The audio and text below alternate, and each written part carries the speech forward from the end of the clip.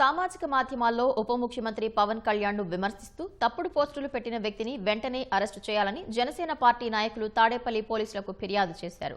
YCP నేతలు తప్పుడు ప్రచారాలు చేస్తున్నారని జనసేన నాయకులు ఆరోపించారు.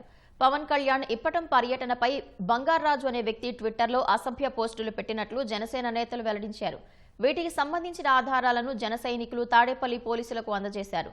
తప్పుడు పోస్టులు పెట్టిన వ్యక్తిని కఠినంగా శిక్షించాలని డిమాండ్ చేశారు.